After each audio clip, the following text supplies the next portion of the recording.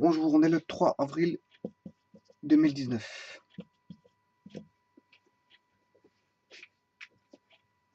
Je dirais même plus mercredi 3 avril 2019. Bon, ici, je vais voir un petit peu les vitesses de rotation. Hein. Vitesse de rotation en mouvement circulaire uniforme avec la vitesse de rotation indiquée en mètres par seconde, la vitesse angulaire donnée en radians par seconde, l'accélération centripète donnée en mètres par seconde carré.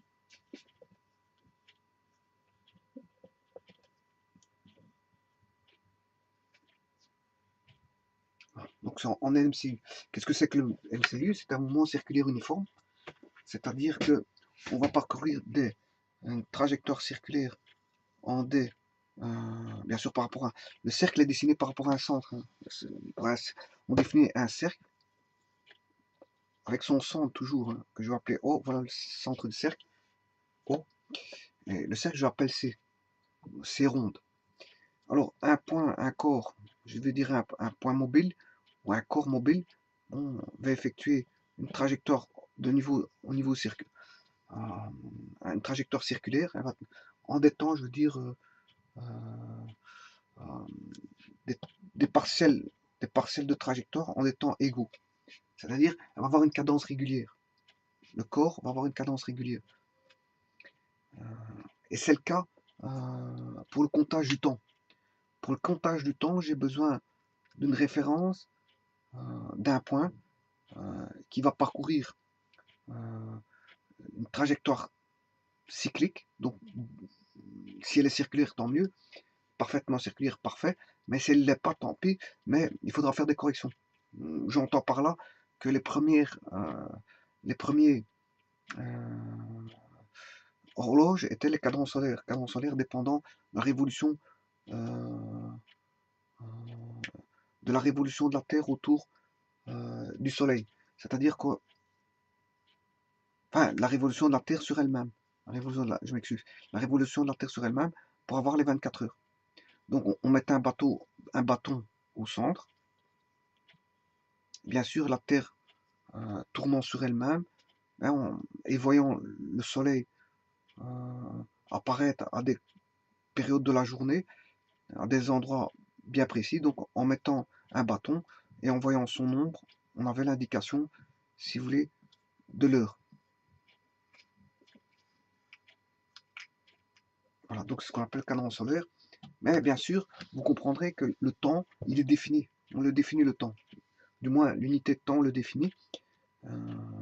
Donc, comment définir une unité de temps? Tout d'abord, il faut que le temps soit quelque chose de régulier.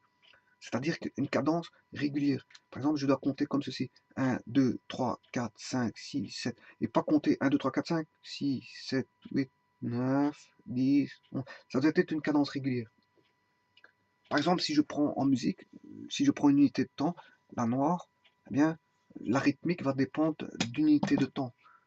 Voilà. Je sais faire une rythmique par rapport à l'unité de temps qui est définie. Par exemple. Voilà. Donc,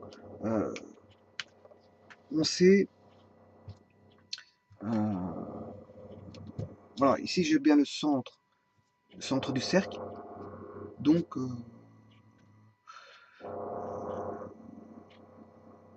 voilà. Donc j'ai le centre du cercle. Donc je sais définir une base de temps. Une base de temps. Bon, les bases de temps peuvent être définies par rapport à des planètes, par rapport à une horloge mécanique avec des engrenages. Pourquoi engrenages? Bien, des engrenages calculés, bien sûr, pour avoir voilà, une rotation. Avoir une rotation. Une rotation de quoi? Mais d'une aiguille. Et alors, on aura plusieurs rotations. Donc, une rotation d'une aiguille des secondes, une rotation de l'aiguille des heures, et la rotation, par exemple, de l'aiguille des minutes. Donc, on aura 3 rotations de 3 aiguilles. Voilà. En fonction, bien sûr, des engrenages qui sont calculés pour avoir la bonne cadence des secondes et la bonne cadence des minutes, la bonne cadence des heures. Tout est calculé justement chez le fabricant pour avoir. Bien sûr, maintenant on a aux horloges électroniques. Hein. Donc là, ils mettent un compteur électronique qui fait un comptage, puisque le temps n'est tout simplement qu'un comptage. 1, 2, 3, qui est cadencé.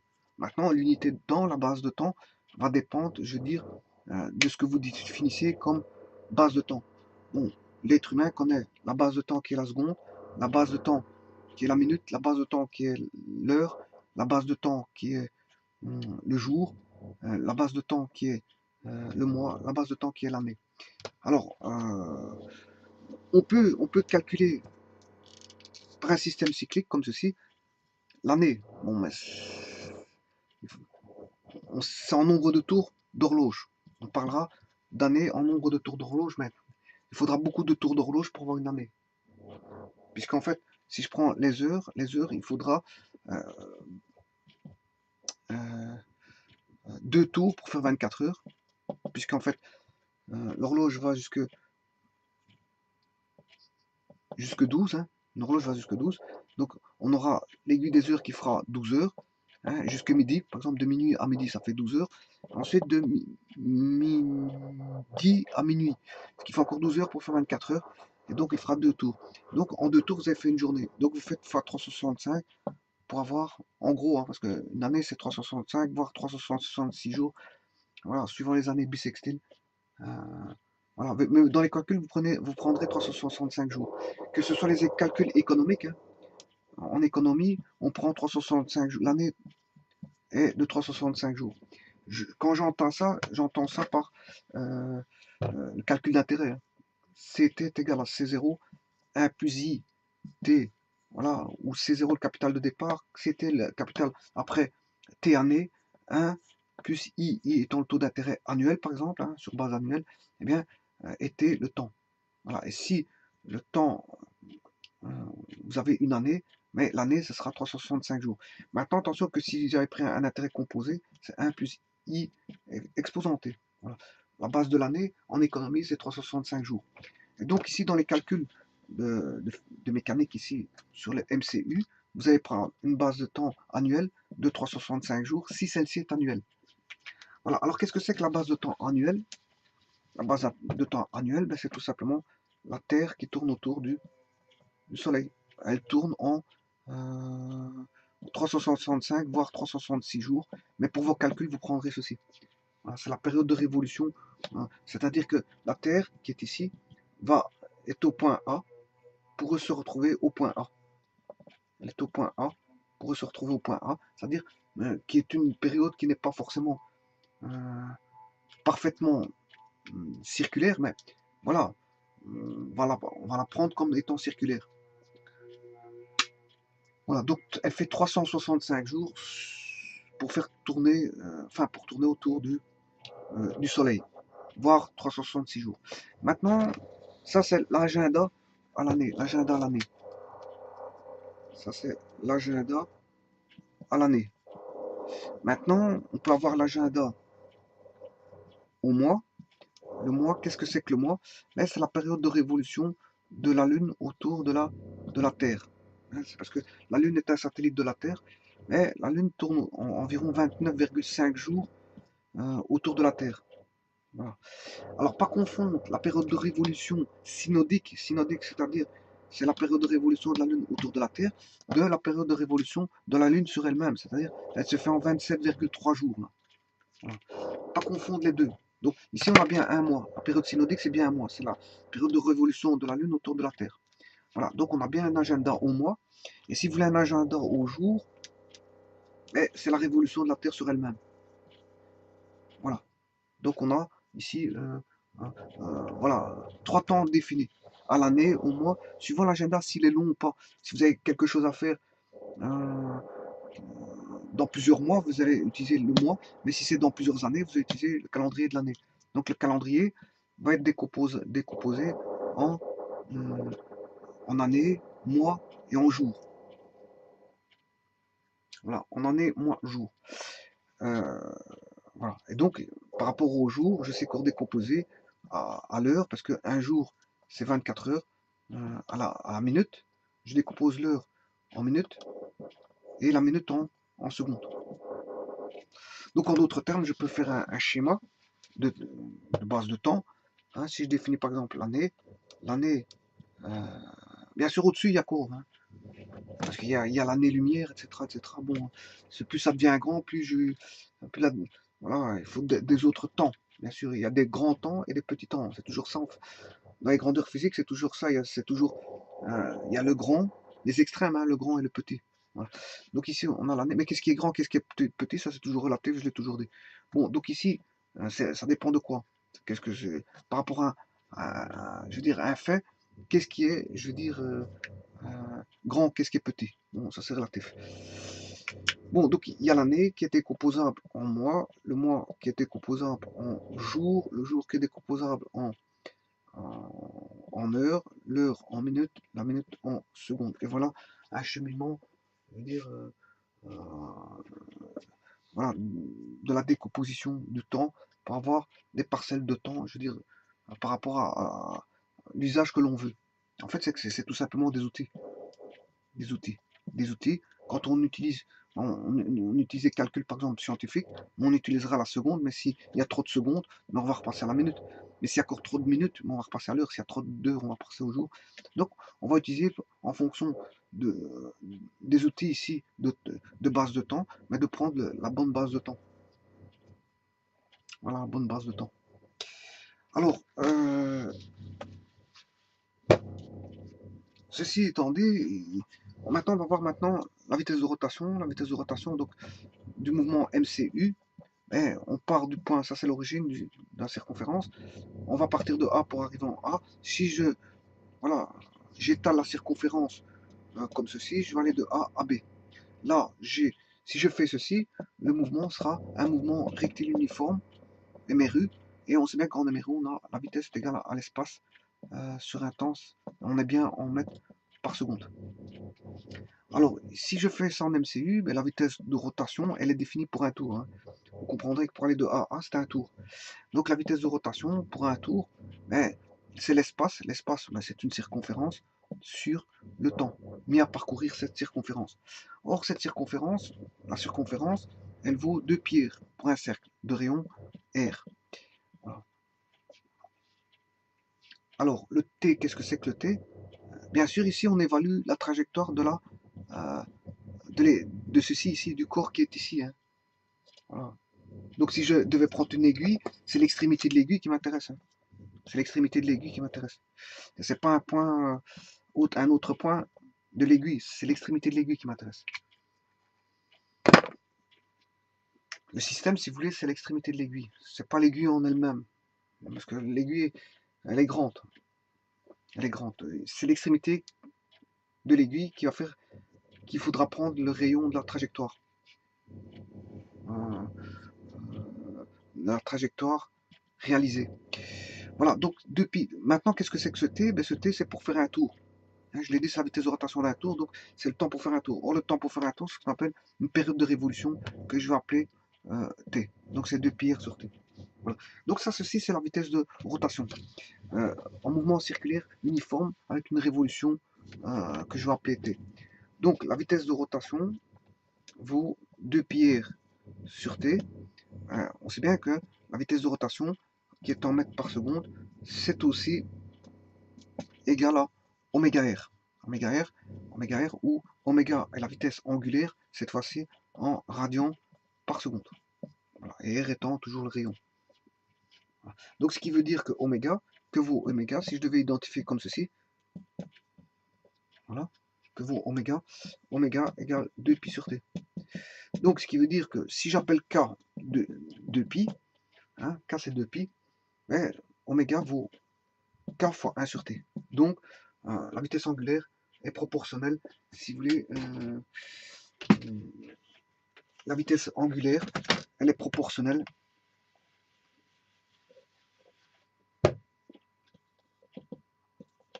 à l'inverse de la période, 1 sur t. Voilà. Alors maintenant, et bien sûr, la vitesse de rotation, ouais, si je devais mettre la vitesse de rotation, c'est 2 pi sur t fois r. Ouais, je vais l'écrire ici. La vitesse de rotation, c'est 2 pi sur t fois r. en d'autres termes, c'est 2pi fois r sur t. Voilà. Donc, en d'autres termes, comme je viens de définir k égale 2pi, c'est r fois... Elle dépend... La vitesse de rotation va dépendre directement du rayon et inversement proportionnelle à la période de révolution. Donc, ici, je peux dire que la vitesse de rotation vaudra k fois r sur t. Voilà. À la différence de oméga, mais voilà, je dirais même que c'est k fois 1 sur t fois r. Voilà. Maintenant, je vais faire l'accélération centripète. L'accélération centripète, donc, qui est dirigée vers le centre. L'accélération centripète, bien sûr, qui vaut v carré sur r. Hein, v carré sur r. Bien sûr, avec la force provoquée du même nom, c'est-à-dire la force centripète, qui vaut mac, c'est-à-dire v carré sur r, fois un vecteur ux de base. Voilà, donc ici, parce que c'est du vectoriel, hein, je suis obligé de mettre un vecteur de base. Voilà, donc, oui, ici c'est aussi ux, un vecteur unitaire ux. Voilà, si je le mets en vectoriel, mais si je prends l'intensité,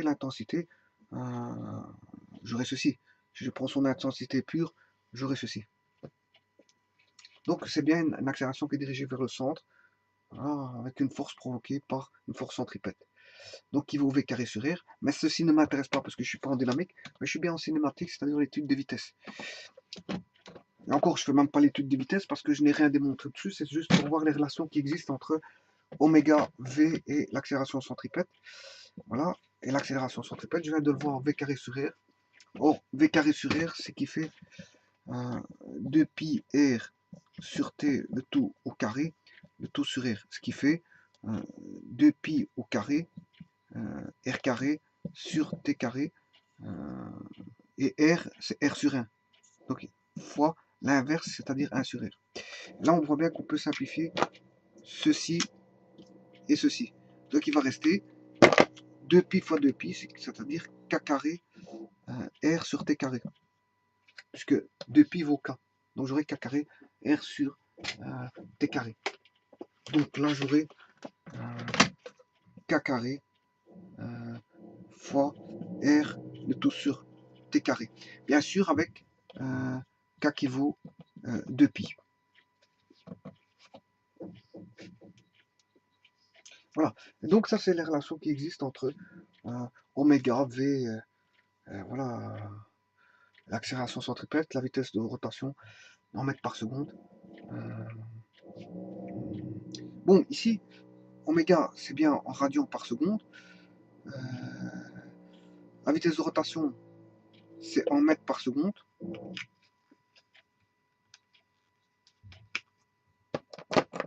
Ici, c'est des mètres par seconde. Là, c'est des mètres par seconde carré. Et là, dans le 2K, dans K vaut 2pi, 2pi, on le prend comme étant des radians. On va prendre la constante ici en radians par seconde. Voilà. À la différence, c'est que le 2pi ici, il est pris comme étant des radians. Le 2pi ici, il est pris comme étant des radians. Alors que là, c'est bien 2pi, mais voilà, ça n'a rien à voir avec les radians. Quoique si, c'est des radians, mais ce sera 2pi fois r. 2pi fois r. Voilà. Et 2pi fois r, c'est une longueur. Si vous voulez, ce qui va faire des... Là, on a bien des radians, 2pi, des radians. Mais si je fais des radians fois des mètres, 2pi r, 2pi fois θ. En d'autres termes, c'est 2pi fois θ. Hein. C'est 2pi fois un angle. θ fois 2pi. Mais j'aurai ceci. Voilà que vaut 2pi θ. Je l'aurai en mètres ou en centimètres ou en décimètres. Voilà.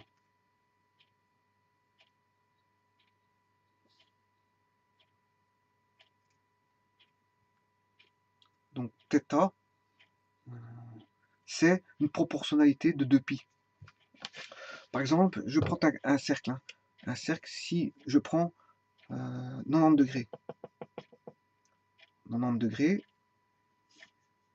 Donc, je vais mettre en radian. Un cercle complet, ça fait un tour, c'est 2π. 2π, ici, je fais un quart de tour. Voilà, parce que j'ai un, deux, je n'ai pris que un quart de tour, donc j'ai le θ vaudra un quart. Voilà. Et donc, la longueur ici vaudra un quart fois 2π, si vous voulez. Un quart fois 2π. Et un quart fois 2π, vous aurez la longueur ici. Maintenant, si vous aviez pris ça, vous aurez 2 quarts, ce qui fait la moitié de 2π. Ce qui fait... voilà. Si vous avez pris ceci, c'est 3 quarts de 2π. Et si vous avez pris ceci, voilà, c'est 4 quarts de 2π. C'est-à-dire vous aurez pris 2π. Mais maintenant, si vous faites fois R, si vous faites fois R, là, vous aurez la circonférence complète. Circonférence complète. Maintenant, si vous avez fait 2π, si j'avais pris le quart, 2π fois 1 quart, voilà, fois R, à ce moment-là, j'ai la longueur de là. Voilà. Pas oublier de multiplier par R pour avoir la longueur. Et c'est ce qui se passe ici, K radian, donc ici j'ai des radians fois des mètres, j'aurai une partie de circonférence qui est ici le quart de la circonférence. Dans ce cas-ci, j'aurai le quart de la circonférence. Voilà, le quart de la circonférence mesuré de là à là. Voilà. En faisant 2π fois 1 quart fois R, j'ai le quart de la circonférence. Donc ici, si je fais bien, ça c'est en radians, des radians fois des mètres, j'obtiens bien des mètres si vous voulez, c'est ce que je voulais dire. Donc des radians fois des mètres, ça fait bien des mètres.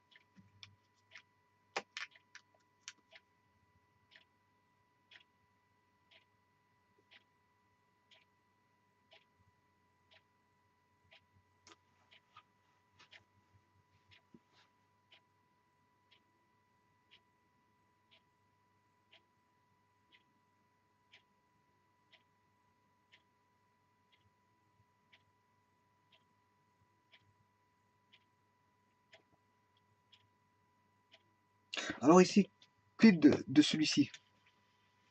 On va le faire. Donc on a des mètres par seconde, hein, puisque c'est une accélération, mètres par seconde carré, puisque c'est une accélération, on voit bien R sur T carré. Alors ça voudrait dire qu'ici on aurait K fois R. K carré c'est K fois R fois K. K fois K ça fait bien K carré, le tout sur T carré. Alors K fois R, des radians fois des mètres, ça fait des mètres. Voilà, ça fera des mètres. Et encore des radians fois des mètres redonne des mètres. Donc on a bien des mètres ici. Et le T carré va donner des secondes carrées. Donc ça ne change rien. On a des mètres par seconde carré. Et pas des radians carrés fois des mètres. Les radians carrés fois des mètres va donner des mètres. Parce que je fais radian fois mètre, ça fait des mètres. Et radian fois mètre en cours, ça fait des mètres. Donc j'aurai des mètres par seconde carré. Voilà. Donc tout ça pour vous dire quoi? Ben, ici il est dépendant tout simplement de l'inverse de la période. Oméga est inversement proportionnel à la période de révolution. La vitesse de rotation est inversement proportionnelle à la période de révolution, mais directement proportionnelle au rayon. Voilà. Donc pour passer de là à là, si vous voulez, on a juste fait fois R. Voilà. Et de la vitesse de révolution, vitesse de rotation, là on a toujours, par rapport à l'accélération centripète, j'ai toujours R. Là, j'ai divisé par T et j'ai fait fois K sur T. En d'autres termes, on fait ceci, ou encore K sur T au carré. C'est K sur T au carré, fois R.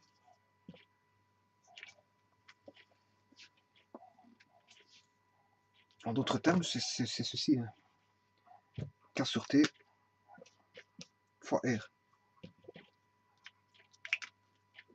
K sur T K sur T fois R.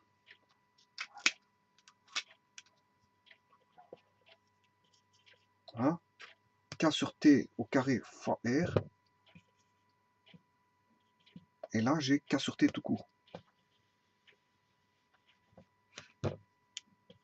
Voilà. Donc, on retrouve ce fameux K sur T un peu partout. Donc, je répète. Là, j'ai K sur T. K sur T fois R.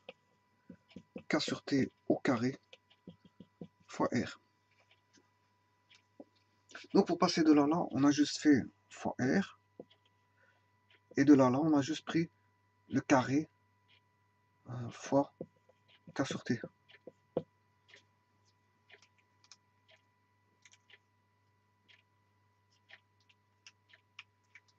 Donc là, on ne fait pas fois K sur T. Là, on fait fois K sur T. Là, on fait fois R. Et c'est tout. Là, le R, il reste par rapport à la vitesse de rotation.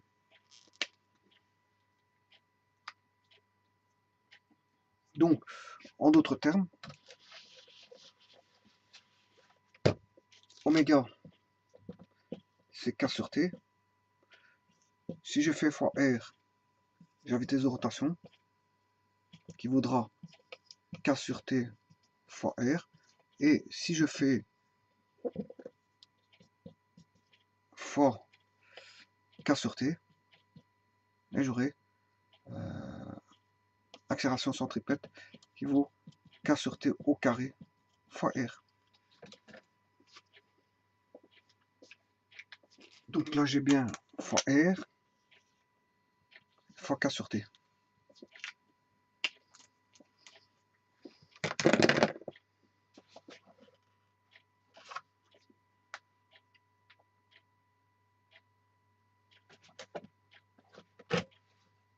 Voilà, je vous remercie.